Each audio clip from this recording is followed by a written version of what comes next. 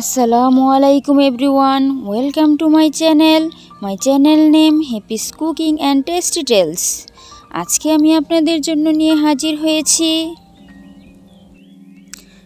মাটির চুলায় দেশীয় শোল মাছের ঝোল। প্রথমে শোল মাছগুলো কেটে সুন্দরভাবে পাটায় ধুয়ে নেওয়া হয়েছে।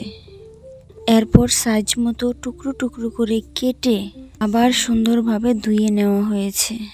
মাছ যত ভালোভাবে ধুয়ে নেওয়া হবে তত বেশি খেতে মজা হবে।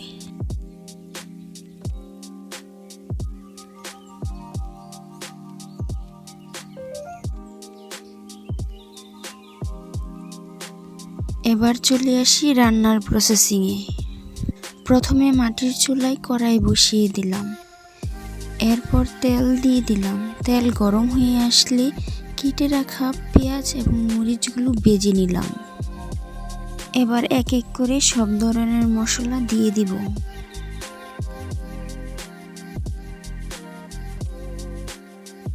পেঁয়াজের মধ্যে আদা এবং রসুন বাটা দিয়ে একটু ভেজে নিব।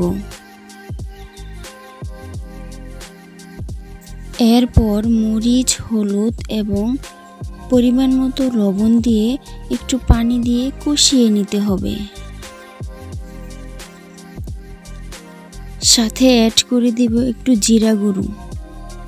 এরপর কষানো হয়ে গেলে কেটে রাখা টমেটো এবং আলুগুলো দিয়ে একটু পানি দিয়ে সিদ্ধ হওয়ার জন্য অপেক্ষা করতে হবে।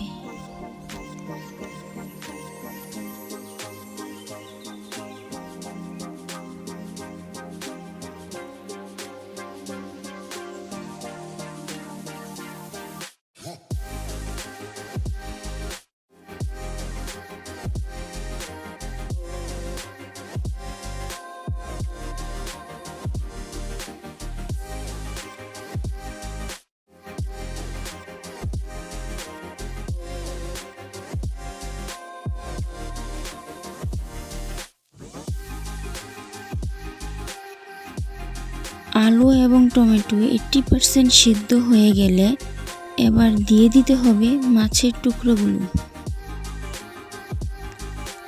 মাছের টুকরোগুলো দিয়ে ভালোভাবে কষিয়ে নিতে হবে।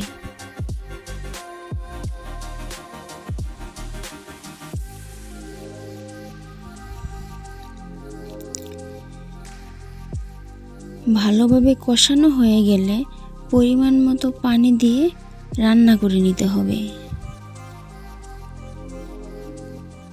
শেষ হবার 2-1 মিনিট আগে ধনেপাতা দিয়ে নামিয়ে নিতে হবে। হয়ে গেল আমার মাটির চুলায় দেশীয় শোল মাছ রান্না।